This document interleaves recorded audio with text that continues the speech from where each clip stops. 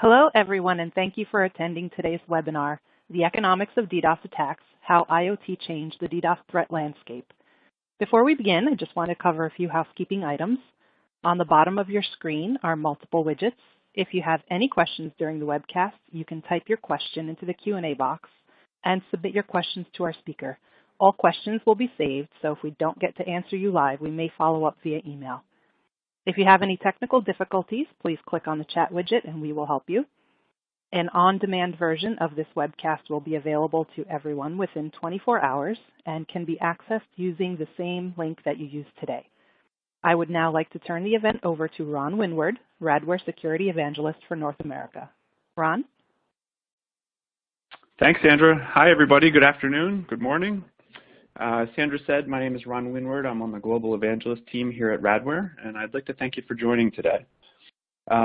Today we are going to talk about, the title of our presentation is The Economics of DDoS Attacks, and of course how IoT is involved in that. But I want you to, let's frame the discussion with the idea that economics is not necessarily a financial study. And this presentation that we'll go through today is really the study of the resources that make up this IoT threat landscape and how people are using those resources. That is also a scope of economics. So, and of course there will be a financial part of this as well, but that's really what we're going to get into today. So let's begin. I'd like to thank you for your time and let's get started.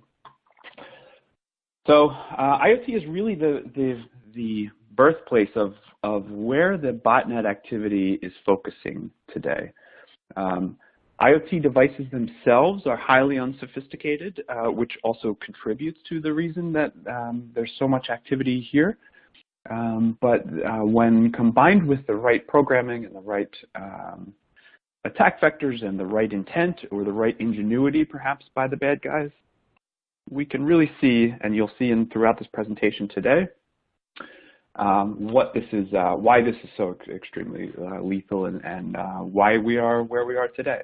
So there are a couple names here that you'll probably recognize. Of course, Mirai is the foundation of a lot of this, and we'll talk about why. But other interesting botnets that are here, and we'll talk about more of these, but Hajime, BrickerBot, Satori, GenX, these are all different kinds of botnets that are doing very different things, and we will explore different attributes of all of these. This, I think, is a very important timeline to really take in.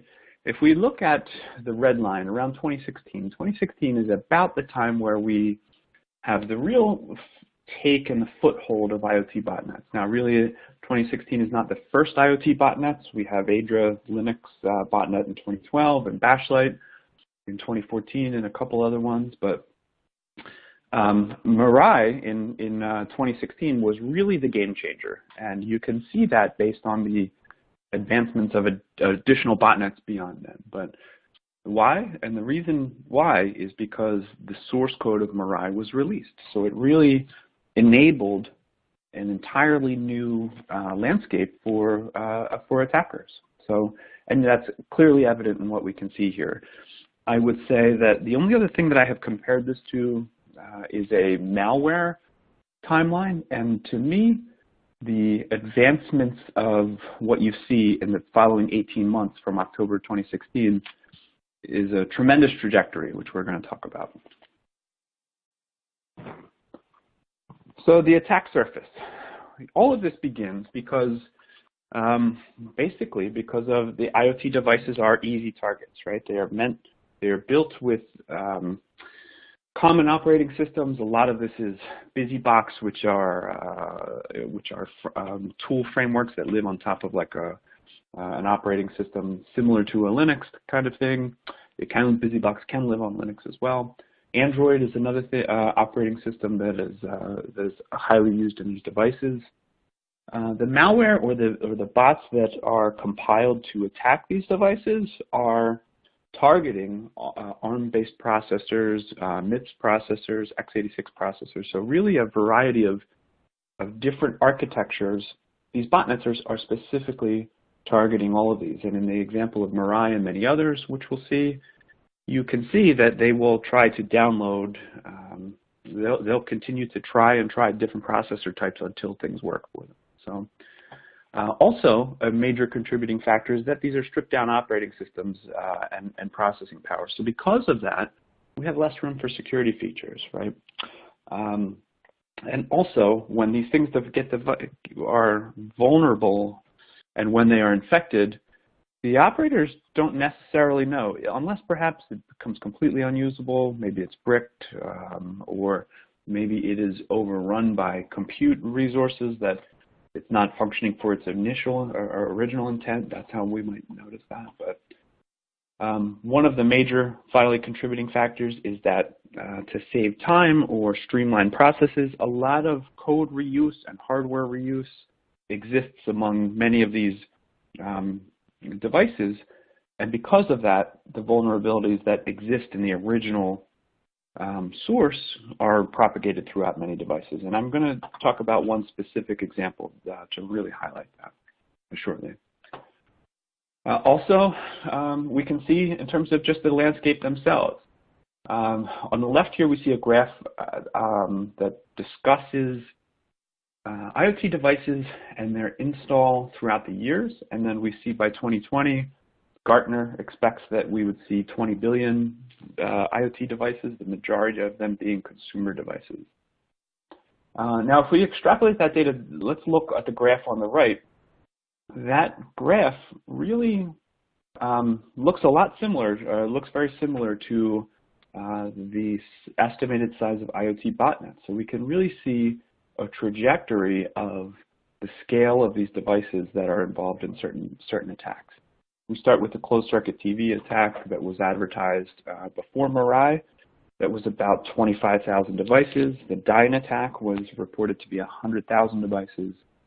Shortly after that, maybe a month after that, somebody was spamming on Jabber or XMPP about their 400,000 node botnet.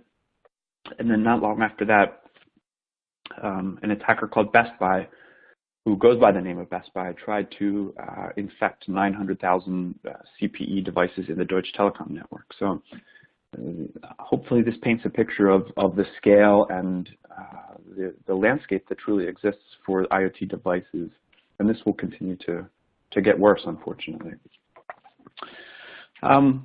One of the things that we see, we as an industry, not just Radware, but the mean time for compromise has been reported to be less than 2 minutes for vulnerable IoT devices. Now, I want to clarify this and say that not every single IoT device will be exploited in 2 minutes, less than 2 minutes. What this data is saying is that for known vulnerable devices, maybe a known vulnerable IP camera, for example, that is attached to the network and actively has botnets looking for it, like Mirai in this example, within 2 minutes, these two sources have said that within 2 minutes, their devices were infected. So that is, we can see that there is a lot of activity out there looking for the devices to infect, and this, again, the scope of this is devices that are already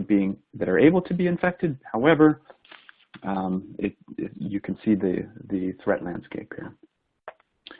Now, IoT botnets themselves, this is really what happens. So we have a discovery process.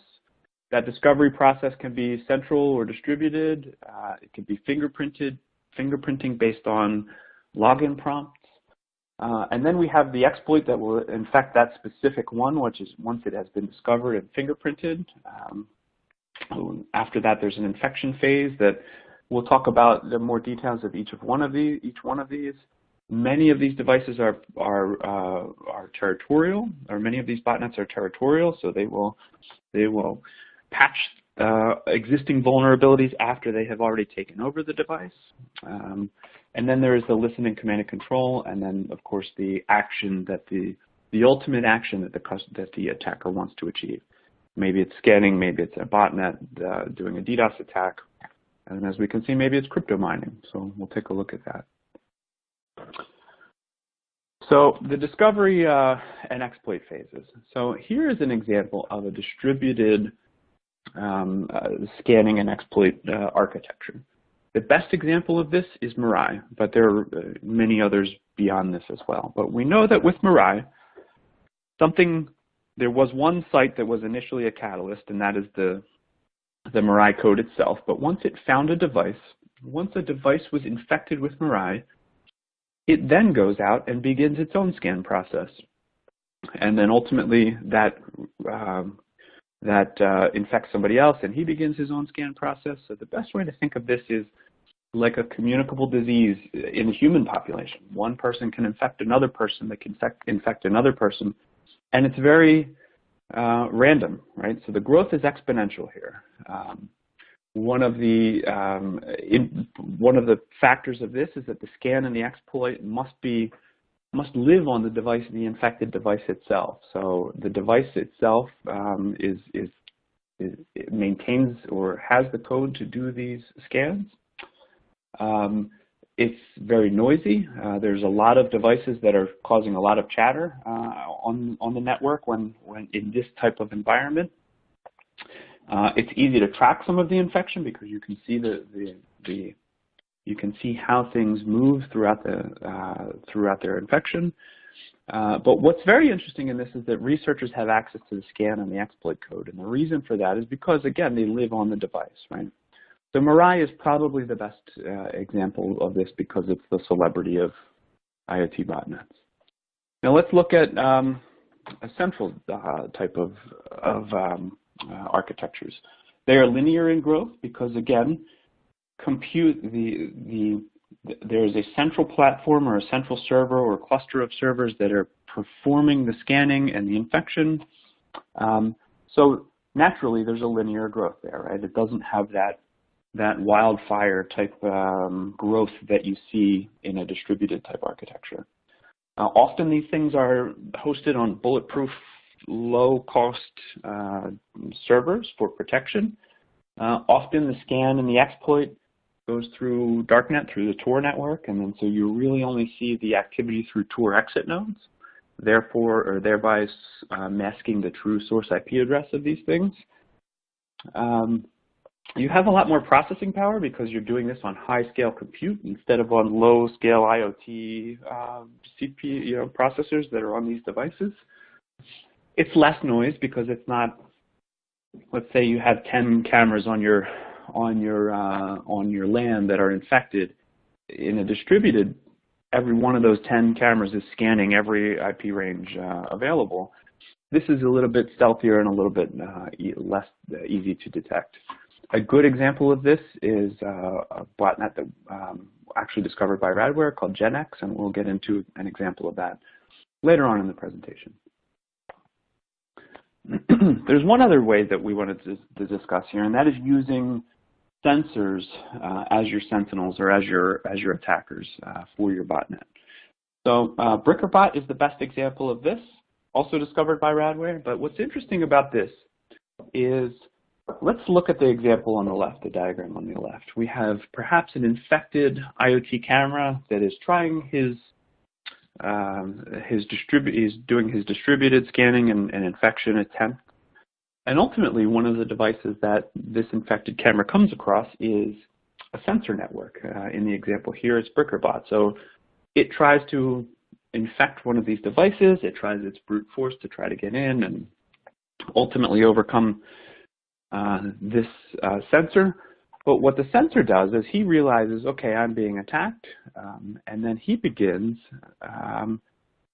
his own retaliation, his own retaliatory exploit. And in the case of BrickerBot, its job is to physically destroy the device so that it can no longer infect more things. And we will talk about more of that later. The devices themselves. A good example of this is Hajime.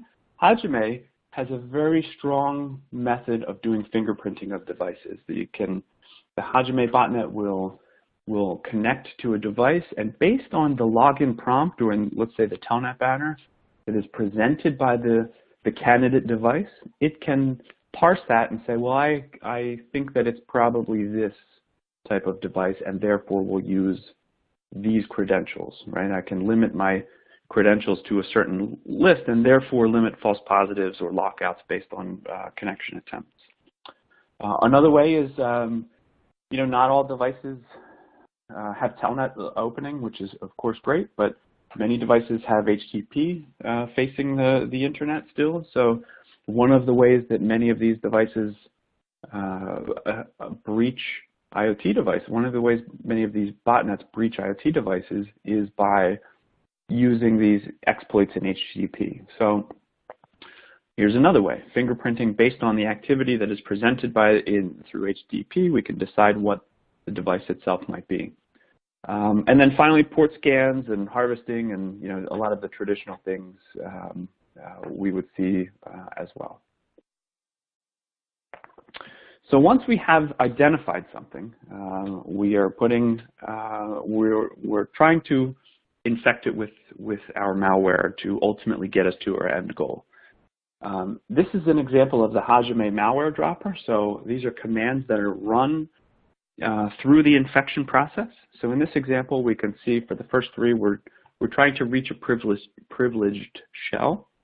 And then the next command, we're looking for the writable file system. And then you can see here, it's also joined with a command called bin/busybox Jesio. Jesio in this example is a delimiter, so that the code that is parsing the output will know that this is the end of this command has been run and this is the end of the command. Because what will happen is you'll see here in quotes, Jesio applet not found. This is very common in these type of architectures. For Mirai, the delimiter instead of Jesio is Ecchi, ECCHI. So that's one reason. Another reason is that these systems can look at that output and it could be an indicator of if the device is a honeypot or if it is a true device, because a device running BusyBox is going to say applet not found, whereas a Linux machine might have a different response. Later on, we see that there's we have a file created called .s, which is really the launcher of the file that the system will use to launch the code that will ultimately be downloaded. And then further, we see that we can download the code and then ultimately execute it. Here's another example of a real world. The other was real world as well, but here's a different example which shows something else that we want to talk about. So ultimately, you'll see a wget or a tftp or something to download the code from its central server or wherever the malware said, go ahead to this location and download this. But what I want to show here is at the bottom. Different binaries are downloaded. So we'll download a MIPS for a MIPS processor. We'll download for an ARM processor. We'll download for a PowerPC, for an Intel. And then we'll try to load these. And ultimately, the loading will fail until it finds the right architecture for the processor that it has. So some of these, they're not logic. It's just technically a brute force, finding something that will that ultimately will work. So IoT exploits, this is really setting the groundwork for what we're going to talk about. These are it's actually 62, we say 61 here, but these are the 62 IoT common usernames and passwords that were included in the Mirai source code. And remember, everybody here on this call or watching later can go to GitHub and download the source code for Mirai. This is publicly available. You can watch videos on how to set it up. This is also why the problem exists. But these are the original usernames and passwords or credentials that are part of the source code for Mirai. And this itself should set the stage for you to see that this is very, there are a lot of things here, right? There's a lot of devices that are ultimately have hard-coded, unchanged root level credentials in them. Is this only a home consumer-based IoT issue? No, it's not. So right around December, shortly after the Mirai stuff, December 6, 2016, A security company called SEC Consult discovered a backdoor in these Sony iPella IP cameras. These are very high-end, commercial, enterprise-grade IoT cameras that are not your $20 cameras. These are very expensive cameras, right? And so they discovered the backdoor that was made available to these things. Sony did update them. Users have to update the firmware manually, but this, of course, was 2016. But as we can see, this was not a new problem. So as early as 2012, when these were introduced, people were asking for crack requests. So this existed for a very long time.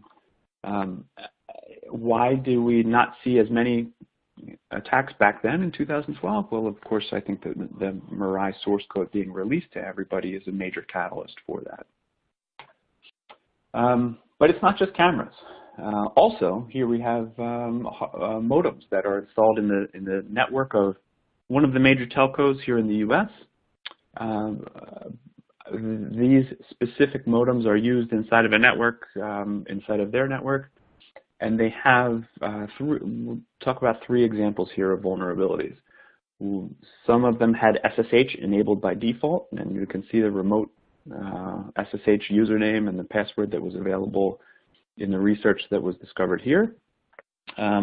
Also, what's interesting in these is the commands are run with root level credentials and at a root level process. So researchers realized that you can combine commands, and ultimately in this case where we see the ping-c1 and then the IP address, we see a joined command of cat etc passwords. So this is the password file in many Unix and Linux operating systems. So ultimately this example is showing execute this thing, but I want you to leverage the exploit that is available to show me the password file. So that's one example. Another one is a HTTP interface with the username tech and an empty password allowed for access to the device remotely. And then finally, another example where you could bypass firewall rules just by specifically crafting known commands on the device. So I hope that we understand that this is not just consumer-grade, throwaway, cheap IoT devices. This is outside plant for telcos, right? And what we don't know is if this was introduced by the manufacturer or the operator themselves, or maybe both, or maybe the telco didn't know that this existed. I have worked in architectures for telcos in the past, and you know, you're getting CPE from your manufacturer, and they themselves might not even know that something existed. So we can see why this is a major problem.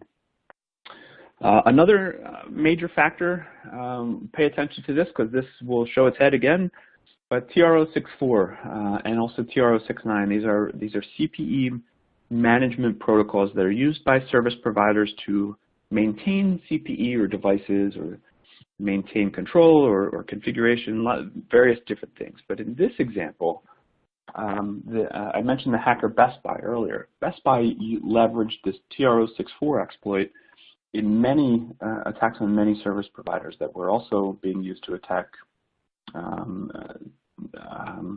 other targets as well. So here's an example of a SOAP exploit that is part of TR064, and as we can see on the right, many different modems are affected by this specific vulnerability as well. So it's not just a specific device here either in this case, right? So how about this? Maybe you have great password management. In this case, this researcher found that whatever this is was a good password, right? So that was what looked like a unique password and was a good password for this device. But you know, good, strong passwords don't really matter if, in this example, you have a very simple info leak that is able to be leveraged to display that password. So strong passwords sound great, but as well, you of course have to have the underlying security of the software itself as well. Now here's something that I want you to take away. We have several things to take away from this message today. Here's one of them. Software reuse the same password in the go-ahead web server. So go-ahead is a lightweight web server that was used in many IoT devices. That was, because of that reuse, 1,250 IP cameras reused the same go-ahead web server software and ultimately had the same vulnerabilities in them. 1,250 models of cameras, not individual cameras, but models of cameras had the same vulnerability. And this showed its head in the following two IoT botnets in 2017. So this is strong passwords aren't the only thing that you need in order to secure your IoT device, right? Last slide here is an example of, second to last slide for this, example of AV Tech. They make DVRs and closed circuit TVs. Well, they of course had a vulnerability here that will again show all of the passwords that are available for these devices. So as you can see, folks, this is really setting the stage for what has happened for the previous 18 months. One last thing, you're going to hear this again in the presentation, but the Huawei HG532 router. Again, a SOAP vulnerability on this. This screenshot is from the BrickerBot exploit module that used this. This was discovered by our good friends at Checkpoint. And you can see examples of the commands used by BrickerBot for this exploit, and then of course the Satori and Akiru botnets, what they're using this for. So attack vectors. This is really what is happening today, and I would ask you, what do you think? What are people using these botnets for? What are we doing with them? The obvious answer is, of course, DDoS, but you might be surprised to know that that is not the only thing that people are using these IoT botnets for. So let's talk about it. Of course, Mirai was the, we had Linux Adra and we had Bashlight before Mirai, but Mirai was the catalyst. Mirai was the thing that was the game changer for all of this, and it was the inflection point where people realized, I really can do this. I have a working framework for how to do it. And I know all of these exploits that exist, so I can work these exploits into this existing code and do what I want with this. It's true ingenuity, right? It's nefarious, but it's people using tools to achieve what they specifically want to achieve. So here's what we see, and we're going to talk about the 4 of these. Of course, DDoS through Mirai and other IoT botnets like that. We have the permanent denial of service, a retaliation to these denial of service botnets. BrickerBot is the good example here. Now we also have mining, and this is not something that many people are aware of. That there are IoT botnets that are performing cryptocurrency mining. So rather than attacking people, they're saying, well, I'm just going to leverage all of this compute and have it make some money for me. And we'll show examples of this. And of course, proxying tools. So we'll talk about these as well. So these are the 10 core attack vectors that are part of Mirai. These are specifically DDoS attacks. This is a screenshot from the Mirai console from my lab that will allow you to see, you start with any of these 10 attacks, like a UDP attack, a SYN attack, an ACK attack. And as you can see in my first line there, I have a question mark. Mirai has the ability to, if you don't know how to use it, you can question mark your way through it, and it will prompt you, just like many router consoles will do this, right? So it makes it easy for an operator to use to launch many of these attacks.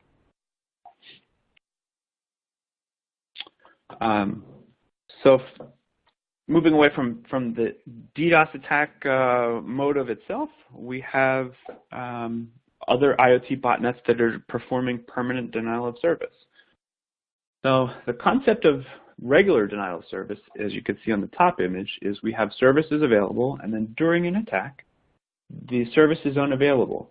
But once the attack has ended, of course, service returns. With a permanent denial of service, the device is no longer available after the attack has ended. So botnet mining. So here's our cryptocurrency mining. So somebody has, in December 2017, we saw the original Satori IoT botnet making its way around the internet. It was a heavily modified version of Mirai. And in fact, if you put the code into VirusTotal, it came up as Mirai. It used these CVEs that were well-known CVEs. So somebody realized CVEs, that somebody found vulnerabilities and imported them into their botnet is what happened. But shortly after that, NetLab 360 discovered that by January, something called Satori Coin Robber. So what Satori Coin Robber was doing was specifically targeting these Claymore mining rigs, making its way into them. And look at this bottom line. It used its malware to replace the cryptocurrency wallet on these rigs with its own wallet address. So somebody unknowingly is running their cryptocurrency miner, and along came an attacker who quietly went in, changed the target address for their crypto wallet, and the poor operator of this mining rig is continuing on, thinking that they're making money, and somebody has just changed where the money is being sent to, and ultimately stealing it from them. Another miner, ADB miner, also discovered by NetLab 360. The day after that, we saw its activity in our honeypots as well, so we reported on it shortly after that too.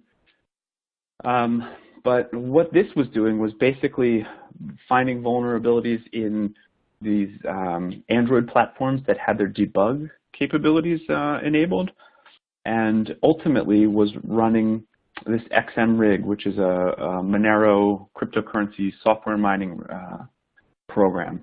So basically using things like Android phones and set-top boxes that were running Android that had their vulnerability, or that had their debug kit publicly exposed, using them to also mine cryptocurrencies. So, a little bit different take on the IoT botnets than the DDoS attacks, right?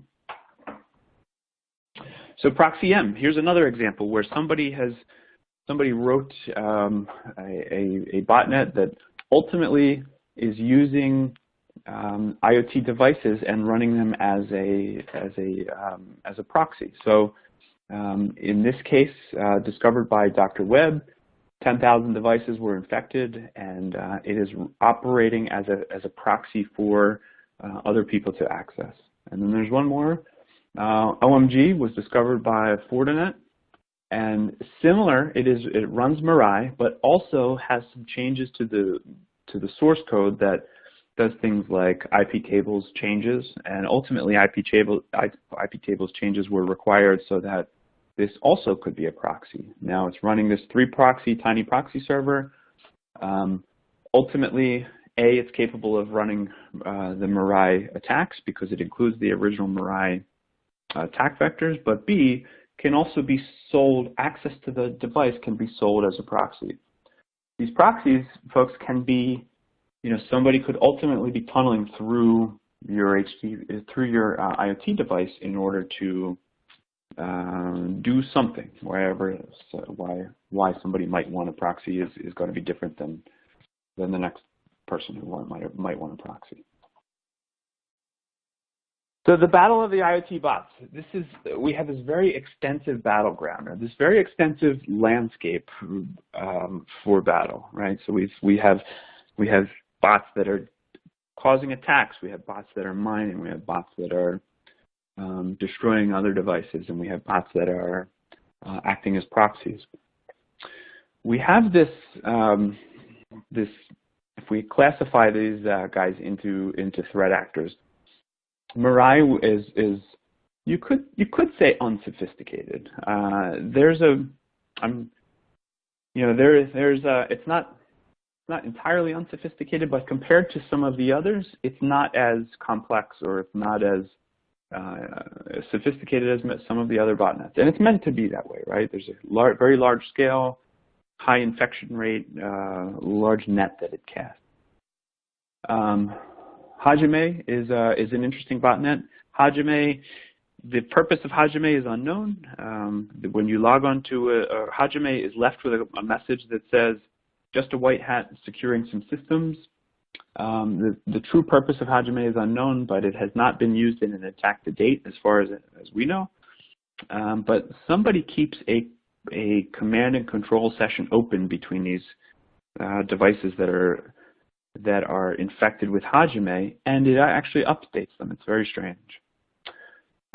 Reaper and Satori, they are an evolution of Mirai.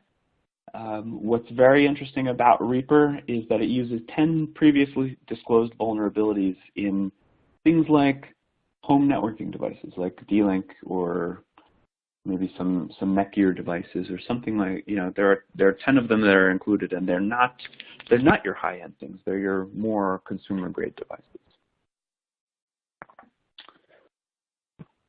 So BrickerBot. BrickerBot is discovered by Radware. My colleague Pascal Guinan was the first to report on it. He's the evangelist for the EMEA region. BrickerBot is the first autonomous permanent denial of service botnet. What it does is it specifically targets devices that are infected, and it runs some commands on them, which we will look at in the next slide, to ultimately mitigate the threat of the device itself, and we'll look at why. We found that BrickerBot does not detect or does not attack unless it is provoked, which is interesting. It's retaliatory. So if we remember in the beginning of the presentation, I was talking about central and distributed, and then I talked about a sentinel node. This is exactly what it's doing. So here's the brick sequence. There are actually several different iterations of this that were discovered in the wild, but this is effectively what it does. So in this sequence, we can see 19 commands that are issued. BrickerBot basically retaliates by logging back into the device that has tried to attack it, using many of the same exploits, and ultimately probably the same exploit that got that original device infected to begin with. And here's what happens. It issues, in this case, these 19 commands. So first, we're looking at the partitions. Then we're going to start writing random characters or random text to these different storage areas. Then you can see doing more with partitions. By line 16 here, we are deleting the default route. We're doing an RMRF splat. I mean, we're really destroying the file, anything that is left in the file system itself. We're setting the TCP timestamps to 0, which affects WAN routing. We are setting the max kernel threads to 1, so only one process can be run at any given time instead of maybe 10,000 on a lot of these ARM devices. And then ultimately, we're trying to either halt or reboot it. So when Pascal found this, we said, well, geez, this is really interesting. And also, we have to see if this is really working, right? So on the left, you can see here, this is a screenshot of one of my IoT cameras from my lab, but I bought this on Amazon at the time for $40. This is a ShriCam AP003. And to me, I'm thinking, well, this was one of the cheaper or less expensive cameras. Let's just try it on this thing. And so when we issued those 19 commands, the first thing that happened was, and we issued them individually. I specifically didn't do the halt or reboot yet while we were doing this testing. But when we issued them, the camera became unreachable from the WAN. So remember that because the default route was removed, no longer could ping the IP address of it from the WAN because it didn't know how to route to something beyond its own local subnet. But it still could ping on the LAN, and that was because the interface the IP address was still stored in memory. Ultimately, once we rebooted, it was unreachable from both the LAN and the WAN. And the device had a factory reset button, but when we pushed it, nothing happened. It totally destroyed. because there's no serial connection, there's no USB, there's no removable media to reformat, this thing was effectively bricked, right? And that's why we call it a BrickerBot, because it makes these devices as functional as a brick, or bricking something, as you know. So your options here are either send it back to the manufacturer or send it to the recycler. So does this sound to you like it's like it's laboratory type stuff? Well, we can see that there are, in this case, two news examples that were ultimately BrickerBot was present in both of these networks. One of them was in an Indian service provider network, and then another one here in the United States, SierraTel, who was a DSL provider in Central California. Ultimately, their DSL endpoints were infected by BrickerBot, and the devices were taken out of operation by BrickerBot. They were infected with Mirai. BrickerBot retaliated and destroyed the devices.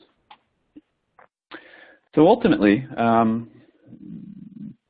the author of BrickerBot, he goes by the name of the janitor, ultimately said, you know what, it's time for me to move on. I'm getting out of the game. Sounds similar to what Anna Senpai did. Anna Senpai, the author of Mirai. But ultimately, because Pascal discovered it, the author of BrickerBot, the janitor, reached out to Pascal, and here's what he said to him: "I'm the person behind the project that you've called BrickerBot. Time for me to move on." Why did he do this? Well, I was hit by a router-based spam botnet in 2015, and the ISP didn't do anything about it. So basically, he decided to take matters into his own hands and decided to destroy these devices himself. He believes that he is a vigilante. I think that the owners of the CPE infected by these devices would think differently, but ultimately he says it's time for me to move on. But actually that didn't happen. He continued on with more public announcements after a little while, and got into more and more about why I did this. He calls his project Internet Chemotherapy. So if you think about chemotherapy, it is killing cells, killing bad cells, for the greater good. That is how he sees his project here. And it even continued beyond that. You probably remember when President Trump was close to his inauguration in Washington, D.C., there was a story of the closed-circuit TV cameras becoming a victim of ransomware. Well, as it turns out, that these devices it was not the cameras that were subject to ransomware. It sounds like it was the DVR component, the central recording component, was infected by BrickerBot. So ultimately, that is attributed to, that's the attribution for that specific attack. And then also one in Venezuela, a similar one where the president of the company called him a terrorist. So unprecedented terrorist actions, which as you can see up here, he says that last one was a little harsh, but I guess I can't please everybody. So what do IoT botnets and video games have in common? Well, we can see, here's an example, and we're getting close to the end here of how if there's financial motivation in this true economics story, here's how we can see it. So GenX is a botnet discovered by Radware, and let's dig into it. So discovered by Radware at the beginning of this year, and we saw it in the very early stages of the botnet showing its face. So Pascal's honeypot system, ultimately Radware's honeypot system, but saw this activity in something called Jennifer. Here in this case, you can see Jennifer.arm, Jennifer.x86, Jennifer.mips. Remember in the beginning I was talking about the different binaries for different architectures. That's what these are, right? So it's trying to launch the Jennifer code for an ARM-based processor. And we can see some timestamps that these exist around the time that these were captured. ultimately, the code itself was, we found a way to kind of dissect the code and reverse engineer the code, and we found the name San Calvice in some of the code, like the C2 server, the command and control server, was going to something called skids.sancalvice.com. And the code itself was carrying this Valve source engine query attack. Now, the Valve source engine query attack is something that is also part of the Mirai code. So we saw this, and somebody said, "Well, that looks familiar," and then we found that it was part of the Mirai. So, and Valve is a video game. Valve writes video games. Source is an engine that renders video graphics for the platform. So a Valve source engine query is somebody trying to connect to Valve games and identify, and it really is an overwhelming of the system itself. So now we've got attribution of who it is. We see that there's video game components to it, and so we dig in a little bit more. Two vulnerabilities, two major ones. The first infection was this Realtek SDK SOAP vulnerability.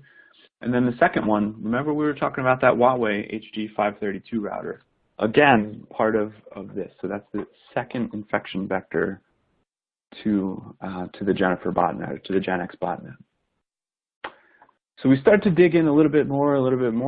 We start to research who is this San Calvice? You go, actually YouTube is a pretty good source for doing some of this research, because you can see who's boasting about what. And we find that San Calvice, somebody's talking about San Calvice in a Grand Theft Auto video game movie, somebody filming themselves, playing GTA. And that, combined with the fact that there's a Valve source engine, we start to kind of research who is San Calvice. And ultimately, San Calvice is offering a DDoS as a service platform. So these are two screenshots from their portal of the sancalvice.com, which is now gone. But on January 30th, we see for this middle one, that's the different types of attacks that were available. Now, on the second one, we see that the next day we have bots added, and we have an increased capacity, which went from 10 to 100 gig a day later to 290 to 300 gig advertised on the botnet. So we really found this in the beginning stages of the attack, and ultimately we were able to take it down. We were involved in taking it down, notifying the people who were hosting this stuff. This screenshot is actually them coming back and saying, "We're back." Now, the image in the background of the browser here is actually the image that was used for our blog entry, or a blog that was written about the discovery of the botnet. And the gentleman holding the weapons at the bottom is of course, a superimposed image. The face on there is that of none other than Pascal Guillen. So they took it very, very personally that Pascal was involved in this, and ultimately, I think that they got the message, and now it is no longer an active website here at sancalvice.com anyway. So, wrapping up, got just a couple minutes left.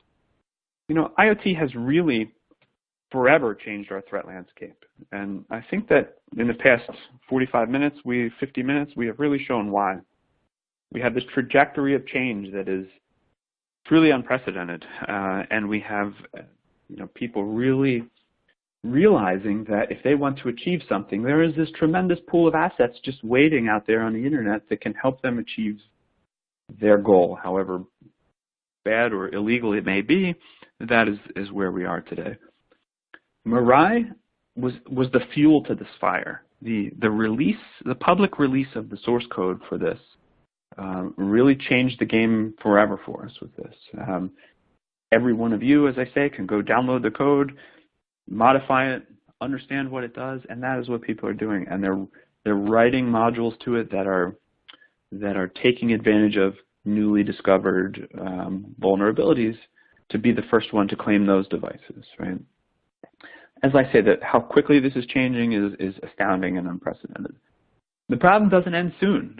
It's even today. I just saw another router, an advisory that was released today for another router, another PON router for a fiber network that has a new vulnerability, right? So that will allow a remote code execution on it. So this is just going to continue to get worse. And how do we fix it? I don't think that it's appropriate to expect the individual users themselves to be able to update everything. A lot of times the devices can't be updated. This is a much greater discussion than for this forum. But it is as you can see in the pace of the threat, it is getting much worse and will continue to get worse before it gets better. So I hope I've given you enough to think about today, especially for the landscape itself and why things are changing so quickly, what people are using to attack the devices, and what they're doing with them. We tend to think that of course people are going to go right to denial of service, but I think that people using these as minors is something that people wouldn't necessarily have thought of 2 years ago. So it's very interesting to see. So finally, I would like to just take the opportunity to share that we have 5 other webinars coming up. This is part of our monthly webinar series, different type of topics. Everybody who received an invite today will also receive invites for these. Very different, all thought leadership type presentations, no sales presentations, but I hope that you join us for these as well. So, and with that, we've got a couple minutes for questions, and I'd like to open the floor for questions if anybody has any.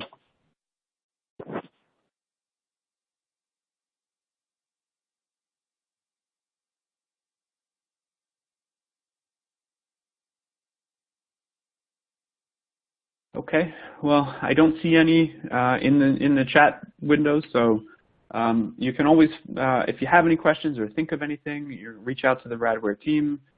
You can find me, Ron Winward, on LinkedIn or Twitter at Ron Winward, and of course radware.com, and we'd love to continue a discussion with you. But thank you for joining today.